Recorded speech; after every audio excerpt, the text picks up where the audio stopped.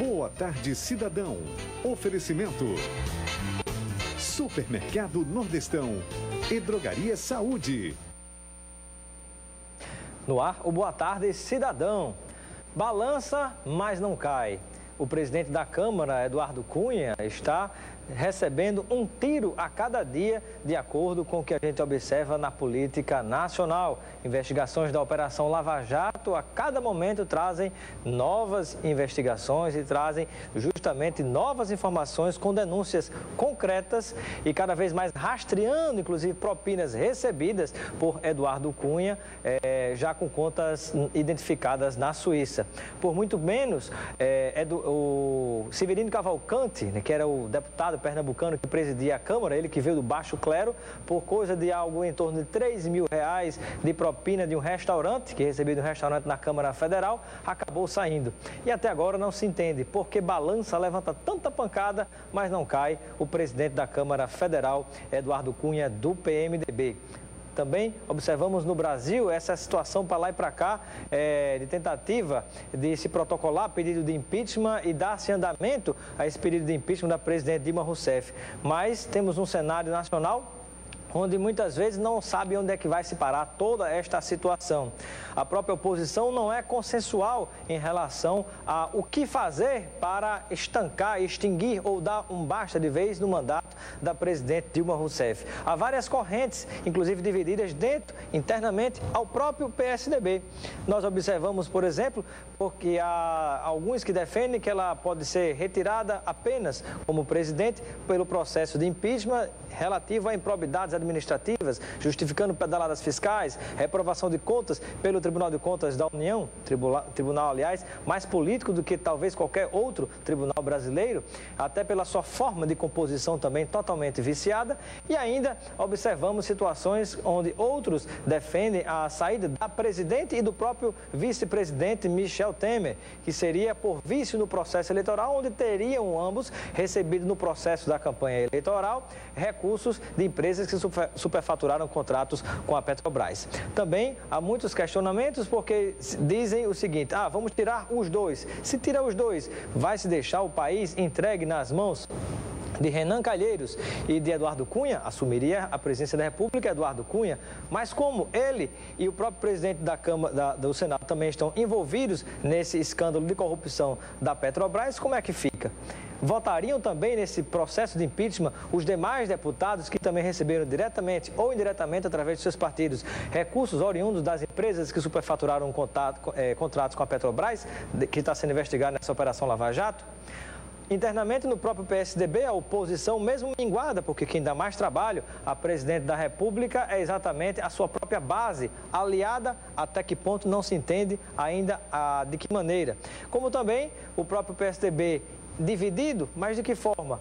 Tem uma corrente que defende que seja retirada já do poder a presidente Dilma Rousseff, porque se a eleição já acontecesse agora, fossem convocadas eleições gerais, o candidato seria Aécio Neves. Há outros que preferem, o próprio José Serra, também do PSDB, deseja competir e disputar a presidência da República contra, possivelmente, Luiz Inácio Lula da Silva, caso consiga tornar-se elegível até uma próxima eleição, não se sabe quando, se amanhã ou se daqui a 2, 3 anos. Ainda a situação onde Geraldo Alckmin, que governa São Paulo, espera que a presidente sangre até o fim, deixa tudo como está, sangrando, vendendo caos a cada dia, e a partir daí, quando chegar o momento oportuno, sim, ele, terminando o seu governo de São Paulo, tentaria disputar a presidência da República, Ou seja, não há consenso dentro do próprio PSDB. Há quem diga que o próprio José Serra, senador, poderia, se as eleições fossem convocadas para imediato, diante da saída de Michel Temer e da presidente Dilma Rousseff, ele deixaria o seu partido, o PSDB, para disputar pelo PMDB. Então, muitas versões estão circulando, a respeito de impeachment, não. Agora, o que mais impressiona realmente é, diante de tantos fatos já concretamente abordados pela mídia nacional, o presidente da Câmara balança, balança, balança, mas não cai. Por muito menos, outros caíram, mas ele acabou deixando no ar uma frase que eu me lembro que todos aqueles até então, presidentes do Senado ou da Câmara Federal, que pronunciaram esta frase, acabaram caindo. Ele disse: não saio da presidência, não peço demissão, não renuncio de jeito nenhum. Aqueles que disseram isso até então acabaram saindo. Há aqueles, inclusive aliados, Fogo Amigo, que defendem a saída dele e do próprio Renan Calheiros, porque ficaria mais fácil, aí sim, limpando, entre aspas, o Congresso Nacional, quando parte desse Congresso também recebeu, através de doação de campanha, dessas empresas que superfaturaram o contrato com a Petrobras. Você tem uma situação onde, tirando eles dois, teoricamente, a situação ficava mais tranquila para se tirar do poder a presidente Dilma e o vice-presidente Michel Temer. Me parece que, na verdade, dentro dos fatos, seria necessário era dissolver o Congresso todo de uma vez por todas ou se convocar eleições gerais, né? Vamos começar do zero, tudo de novo, porque do jeito que está, ninguém sabe onde é que vai parar. Quem está sofrendo, diante de toda essa crise política, é a nossa economia e o nosso próprio bolso está pagando caro por tudo isso, dos empresários, dos industriais, daqueles que criam, que produzem, que geram emprego e renda em nosso país. Infelizmente, a situação é essa e o que nós observamos é um jogo de empurra-empurra que passa pela Justiça, Tribunal Superior Eleitoral, Supremo Tribunal Federal, as forças políticas nacionais também, parte da imprensa envolvida em tudo isso, mas infelizmente todo esse ciclo vicioso parece que ainda não aponta um fim. Abriga uma disputa eterna pelo poder. Aqueles que já estão querem permanecer. Aqueles que estão de fora querem entrar de todo jeito.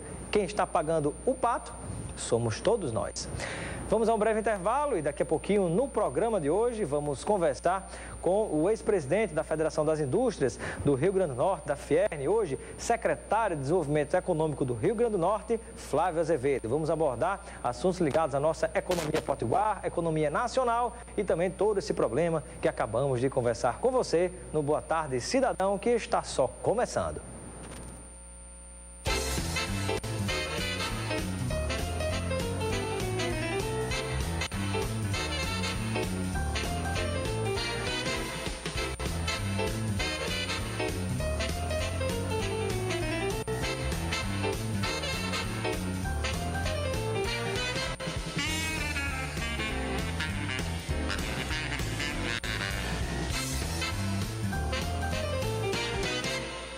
Nas manhãs da Band tem sempre novidades para você. Às 8 horas tem notícias no Café com o Jornal. Às 9h10, receitas deliciosas no dia a dia. Às 10h10 da manhã, eles chegam para a sua diversão, Os Simpsons. E às 11 horas, bata uma bola com Renata Fã no Jogo Aberto. Anota aí, de segunda a sexta, 8 da manhã, Café com o Jornal. 9h10, dia a dia. 10h10 da manhã, Os Simpsons. E às 11 horas, Jogo Aberto. Aniversário Nordestão promoção, maior promoção aniversário Nordestão. Melão Galha Melícia, quilo 2,89. Tangerina sem sementes, quilo 4,48. Goma Sinha Maria a vácuo, pacote 1 quilo 3,58. E na seção de frios e laticínios, todo dia tem promoção pra você. Aniversário Nordestão. Aproveite a maior festa de ofertas da cidade e compartilhe essa alegria. Apresentamos o aplicativo da Band. Com ele, você pode assistir a nossa programação ao vivo, participar dos programas, ver e rever seus vídeos preferidos a qualquer hora do dia ou da noite. Mas não é só isso. Através do aplicativo da Band, você tem acesso a conteúdo exclusivo. Mais de 3 milhões de pessoas já estão usando o aplicativo da Band. E você não pode ficar de fora. Baixe agora mesmo. É de graça. Disponível para Android, iOS e Windows Phone. Leve a Band com você. Boa Tarde Cidadão. Oferecimento: Supermercado Nordestão e Drogaria Saúde.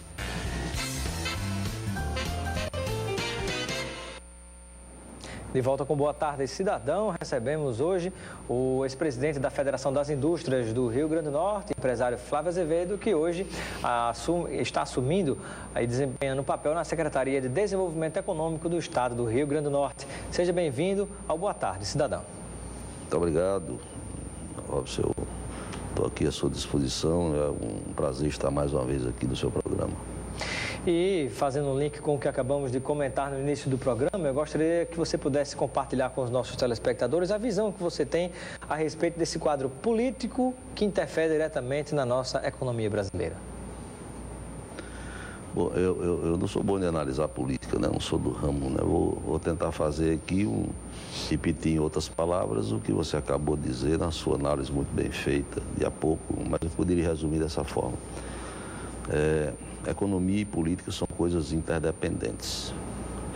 Eu até diria mais um pouco, eu diria que a política reboca a economia, ou a economia vem a reboque da política. Esse é um entendimento pessoal que eu tenho e que aplico não só esse conceito para o Brasil, mas para o mundo inteiro.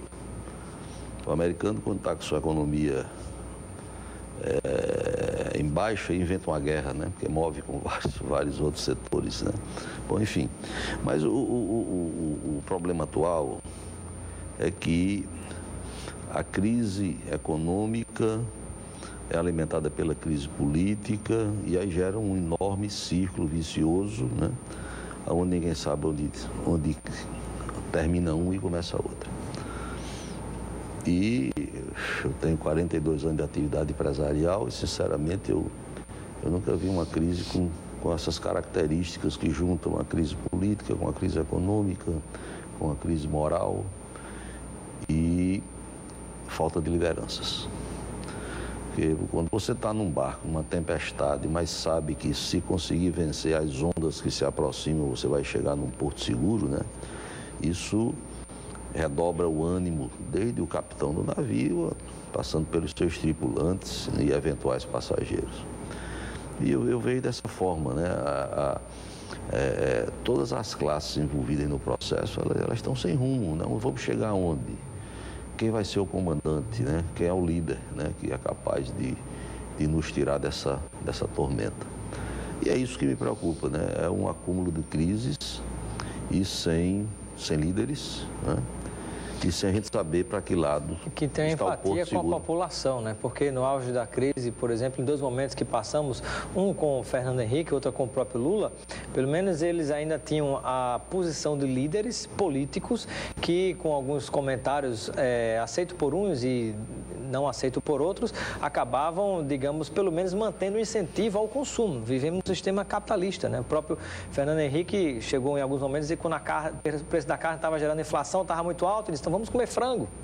Foi ridicularizado por uns, aplaudido por outros, mas o dinheiro continuou circulando, sobretudo nessa área importante da economia.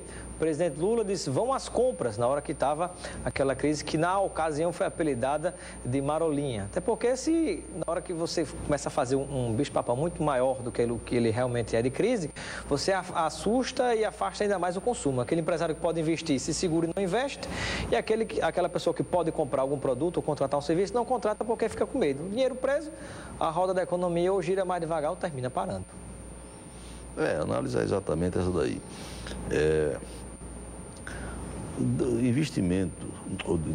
Desenvolvimento demanda investimentos. Não existe desenvolvimento. E quando eu falo de desenvolvimento, eu falo não só do econômico, mas do social, que é muito importante. O desenvolvimento social é importante para o desenvolvimento econômico. Afinal de contas, isso gera clientes, né? Quer dizer, na hora que você tem a economia andando a passos largos, você tem emprego, você tem níveis salariais um pouco mais elevados, tá certo? E que retroalimenta a cadeia empresarial, indústria, comércio, assim por diante. Então, quando essa desesperança ela atinge todos os componentes da cadeia, o industrial que não sabe para onde dirigir os seus investimentos, e na dúvida, freia. Na hora em que não existem sistemas de financiamento da produção, que esse é nosso grande drama hoje, o financiamento da produção, e a produção necessita de financiamento, para isso que existe banco, né? Inclusive os bancos estatais. Então, o empresário não sabe para onde a economia vai, não existe financiamento à produção, não existe definições na política, aí voltamos para o quadro anterior que nós comentamos. Então, realmente é uma situação grave, mas o Brasil já passou por outras crises. O Brasil é um país continental que já demonstrou que tem ousadia, os seus empresários são empreendedores natos, tiram água de pedra, tá certo?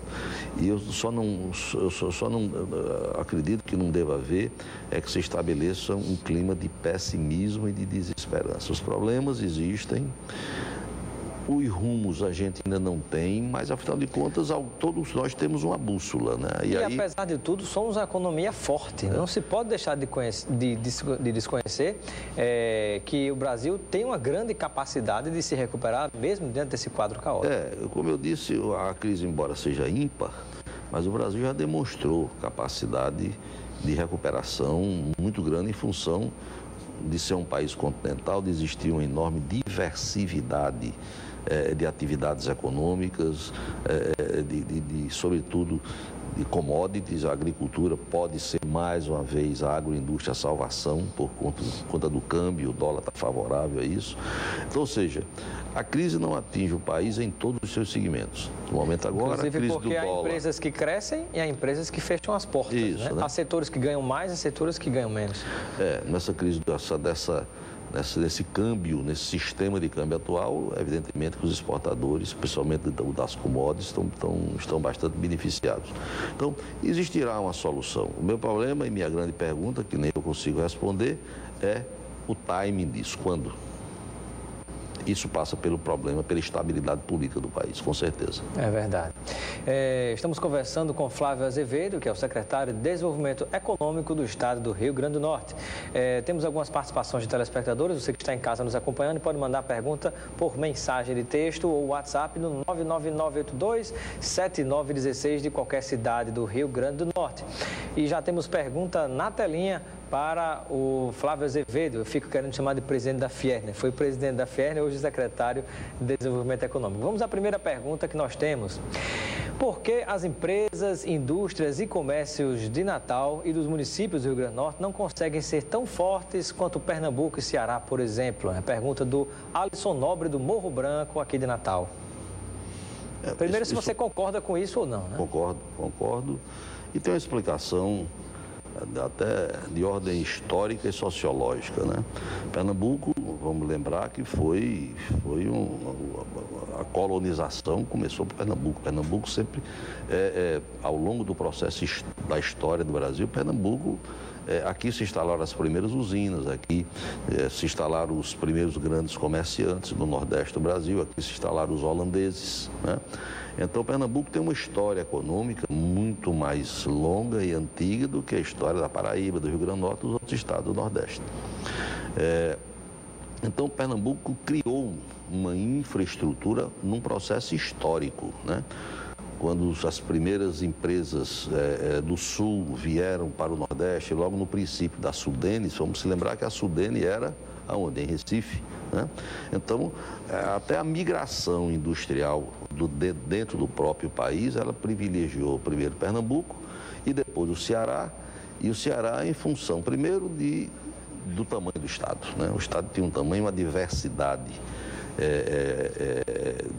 de insumos muito maior do que Rio Grande do Norte, Paraíba, pelo seu próprio tamanho. Segundo, a classe política do Ceará sempre muito ativa. O Ceará sempre se reuniu em torno dos seus objetivos, mesmo quando existia divergência política, na hora de beneficiar o Estado, os políticos cearenses sempre andaram de mãos dadas. Mas, enfim, Pernambuco, para responder à pergunta específica do seu telespectador, deve-se isso a um processo sociológico e, sobretudo, histórico. Outra pergunta que lhe faço. Nós acompanhamos recentemente na imprensa algumas declarações de que, inclusive feita pelo próprio presidente que lhe sucedeu na Fierne, Amaro Salles, de que o Estado não planeja há cerca de 40 anos e por isso vivemos essa situação de estagnação na nossa economia local. Qual a avaliação que você faz em relação a esse contexto? Eu entendo que o que o presidente Amaro tentou dizer é o seguinte. Cortez Pereira, e eu participei do governo Cortez, o Estado teve um planejamento sistêmico, quer dizer, todas as áreas reunidas em torno de um mesmo objetivo, com objetivos definidos. Então, todo mundo foi sistêmico, as pessoas se reuniam e trocavam ideias. Eu não digo, e acho que a Amaro também não quis dizer, que de lá para cá nenhum governo teve planejamento. Não teve planejamento no sentido sistêmico. E agora, isso remete para um procedimento que a Fierne já faz há algum tempo, de um programa sistêmico chamado Mais RN, que eu considero um dos melhores programas de macroplanejamento que já existiram no Estado. Que deve ser mantida enquanto uma política de Estado e não de governo. Isso é absolutamente fundamental, que também foi a política de Cortes. Cortes fez uma política de Estado, tanto que várias consequências disso permanecem até hoje, pelo fato de ser política de Estado e não de governo. Você tem aí a Serra do Mel, você tem aí o projeto do Camarão, você tem o projeto do turismo, você tem a própria indústria têxtil, que aqui se estabeleceu em função de um sonho de Cortes de voltar a ter o algodão como carro-chefe dessa indústria têxtil. Então, e política de Estado é aquela política que permanece ao longo do tempo. Esse programa que a FIENE está concluindo agora foi dividido em 2 etapas distintas e dentro desse conceito, ser um programa sistêmico. Primeiro, identificar os gargalos, identificar as dificuldades e os potenciais. Identificado potencial, dificuldades e gargalos, que já foi feito, está muito bem feito o estudo. É a segunda parte que agora está sendo concluída, as soluções para esses problemas que foram identificados, tá certo? E quais seriam, então, secretária Flávia Azevedo, essas soluções que poderão ampliar, né, a chance de crescimento nesse rumo de desenvolvimento econômico do Rio Grande do Norte? Então, o programa é um programa muito abrangente e eu não vou ousar tentar resumi-lo aqui no seu contexto geral. Eu vou dar alguns exemplos, tá certo? Em primeiro lugar, o Rio Grande do Norte tem vetores de desenvolvimento próprios. O que é que eu chamo de vetor de desenvolvimento próprio? São condições que a natureza, tá certo, colocou dentro do Estado. Que só o Rio Grande do Norte tem. Não dependemos de ninguém para obter essas condições e que só o Estado tem. Ela tem que conjugar essas 2 coisas. Então, você tem uma condição para energias renováveis de uma forma geral excepcional. Tanto energia eólica como energia fotovoltaica e até mesmo... A termoelétrica também. A termoelétrica não. Não. Termoelétrica eu não falo, porque termoelétrica Depende de uma outra energia também. E sobretudo... Combustíveis fósseis. Pois a termoelétrica, normalmente, ela não é sustentável. E o mundo inteiro busca de forma de energia sustentável. Mas você tem, inclusive, a biomassa. É possível ter biomassa do Rio Grande do Norte. Por incrível que lhe pareça, o Estado que tem 92% do seu semiárido, mas a nossa região litorânea é possível de se produzir biomassa para fazer energia sustentável também. Você tem uma condição que eu, sinceramente, não consegui encontrar uma explicação por que um Estado que produz 95% do sal do Brasil e não tem nisso uma cadeia muito forte e firme, inclusive voltada pela exportação. Existem explicações. Não se consegue atingir o mercado internacional com sal através de navios de 80 mil toneladas, como são os nossos navios, por conta da capacidade dos nossos portos. Você tem que transportar navio, igual qualquer mercadoria, navios acima de 180 mil toneladas. Então tem que ter um porto. Nós temos que ter modais para isso. Então, mas dentro dos vetores de desenvolvimento, você tem mineração, minério de ferro e outros minerais, tipo calcário, capazes de gerar receitas internas e externas substanciais. Então, você tem uma indústria do turismo ainda pouco explorada e em direções que eu ousaria discordar da forma como ela está direcionada, porque ela tem que ter maior multiplicidade. Então, coisas desse tipo, que eu chamo vetores de desenvolvimento próprio, sal, energia, vento, sol, turismo, fruticultura irrigada. Nós temos um distrito aí, o distrito Baixa Sul, ele produz menos da metade do que é capaz de produzir. E não falta espaço para fruta tropical no mundo. Então, em resumo, ninguém precisa ter grandes ideias, nem grandes programas, nem grandes projetos, coisas que investem. Vamos aproveitar o que temos, né? Basta aproveitar o que a gente já tem de forma muito simples, mas tem que ser feita de forma sistêmica. Estamos conversando com Flávia Azevedo, secretária de Desenvolvimento Econômico do Rio Grande do Norte. Vamos a um breve intervalo e daqui a pouquinho voltaremos continuando com essa entrevista e respondendo aí várias perguntas também de telespectadores. Até já.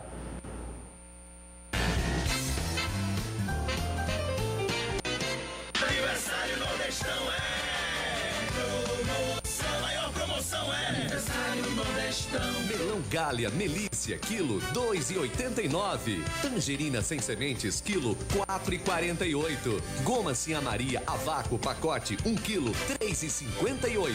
E na seção de frios e laticínios, todo dia tem promoção pra você. Aniversário Nordestão. Aproveite a maior festa de ofertas da cidade e compartilhe essa alegria. Boa tarde, cidadão. Oferecimento: Supermercado Nordestão e Drogaria Saúde.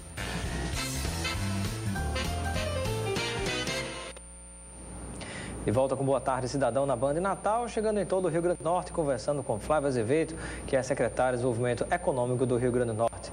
Secretário, e com relação quais as suas metas, né, como secretário de Desenvolvimento Econômico do Rio Grande do Norte, quais seriam as 3 principais que você pode compartilhar com o nosso telespectador? Bom, eu estou aí com 1 mês e meio de secretário, mas eu tenho ideias pré-formuladas, então a gente tem que... Eu diria uma meta única. Nós vamos ter que ir atrás de investimento da área privada para fazer o desenvolvimento do Estado do Rio Grande do Norte. E para bons projetos não faltam investimentos, eu tenho certeza disso. Principalmente é isso voltado: energias renováveis, pesca e um porto graneleiro. Esses são os 3 objetivos de curto prazo. Quanto à ZPE de Macaíba e o entorno do aeroporto de São Gonçalo do Amarante, você enxerga alguma possibilidade de atuação nesta área para fazer com que tudo isso se torne uma realidade, esses investimentos, aproveitando inclusive a perspectiva de sediarmos aqui um hub da TAM? O hub da TAM, caso aconteça, ele muda a face econômica e social do Estado.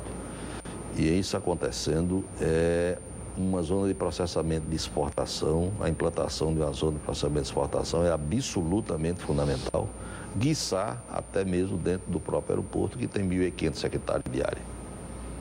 Secretário Flávio Azevedo, temos aqui participação de telespectadores, vamos lá a perguntas. Pergunta do Ivandi: o turismo de Natal não poderia ser mais explorado e assim trazer mais benefícios para o Estado em outros estados, né, como já acontece em Natal, considerando Natal como paraíso do Nordeste? Natal tem sim um potencial turístico enorme, não só pela sua beleza natural, suas praias e tal, mas sobretudo porque Natal está no centro geométrico do Nordeste. Então, se qualquer pessoa, no caso, na hipótese do hub da TAM, que venha do exterior, ou mesmo sem o hub da TAM, normalmente, se algum turista do mercado interno quer conhecer o Nordeste, ele vem primeiro para Natal. Natal ele está no centro geométrico, equidistante de Fortaleza, de Aracaju, e lembrar que nós temos uma BR-101 duplicada, tá certo? Com uma viagem confortável para todos os outros estados vizinhos. Num dia você vai a João Pessoa e volta e tal. Então Natal tem realmente um potencial muito grande e poderia ser melhor planejado e projetado. Outro exemplo, sem querer me alongar na resposta. Mas até hoje eu me pergunto por que é que não existe uma ligação de um navio de passageiros para Fernando Noronha. Natal, Fernando Noronha, que tem seríssimos problemas de hospedagem, o navio é um hotel também. Temos aqui uma outra pergunta: por que, do que Flávio Azevedo discorda na política de turismo desenvolvida pelo governo do Estado? Eu não conheço turismo, não é minha área, tá certo? Então eu não tenho uma discordância, não tem nada de pontualmente que se pode dizer está errado, eu não poderia dizer isso. Poderia ser melhor. Eu acho que o Rui Pereira está fazendo isso de forma profissional, ele é um profissional da área, ele tem condições de dar esse rumo certo. Temos aqui participação do telespectador. Vamos lá, mais perguntas. Veja se tem a possibilidade, tem mais uma perguntinha na telinha de telespectador. Produção, vamos lá. Quais os seus planos para fazer com que as empresas e indústrias tenham um crescimento no Estado e como motivar o maior número de empresas e fábricas a se instalarem aqui no Rio Grande do Norte? A pergunta do Rodolfo Júnior de Capim Macio, ou seja, a gente poderia focar aí sobre o que fazer para atrair novos investidores para o Rio Grande do Norte. Olha, se eu soubesse responder essa pergunta, eu tinha varia de condão. Na verdade, o que atrai uma indústria é o mercado. E o que atrai a indústria são incentivos. O Estado tem um programa de incentivo fiscal, tem o PROAD, está agora sua renovação em discussão na Assembleia. Tem um outro programa de incentivo, que é o Progás, ou o Gás Mais, como está sendo chamado agora, e faz o seu dever de casa. Agora, nós temos competidores, e competidores em estados como Ceará e Pernambuco, quando as economias são mais fortes e, por via de consequência, atrai mais indústria, porque está mais próxima do mercado. Para finalizar, eu gostaria de ouvir uma palavra, mesmo diante de tudo isso que a gente está observando no cenário nacional e local, muita gente soltando pessimismo aí, que é horrível para a economia. Para finalizar, uma palavra sua em relação ao que pode se fazer, uma palavra, na verdade, uma palavra positiva, né, que você pudesse utilizar para encerrar aqui, de esperança para os nossos investidores do Rio Grande do Norte e de Natal. Não, em primeiro lugar, eu quero dizer o seguinte. O empresário, ele tem que ter uma característica, ele tem que ser otimista. Se você, no Brasil, não for otimista, você não é empresário, né? Porque os desafios são muito grandes. Mas eu já disse aqui no quadro anterior, o Brasil é muito grande e já demonstrou uma capacidade, uma enorme capacidade de recuperação. Eu continuo acreditando nisso. Mas é preciso que algumas coisas que não dependem da classe empresarial sejam resolvidas, e eu diria que de forma muito simples, a classe política tem que se resolver, porque a economia vai a reboque da política.